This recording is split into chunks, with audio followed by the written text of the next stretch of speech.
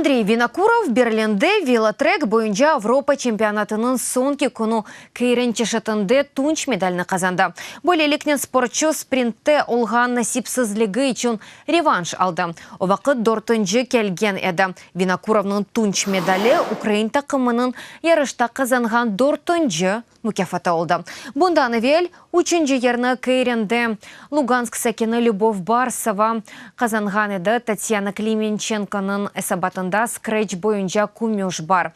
Эркеклер арасында тунчығалі бір Роман Гладыш олдан бөлелікнен Берлинден украинлер бір күмеш ве үч тунч медальна кетаре. Нәтижеде Европа чемпионаты Украина тақымы үшін әлді етілген медальлер бойынша тарихта әнді әйе ярыш олды. Әвелкі чемпионатта үч медаль еді алтын, күмеш ве тунч.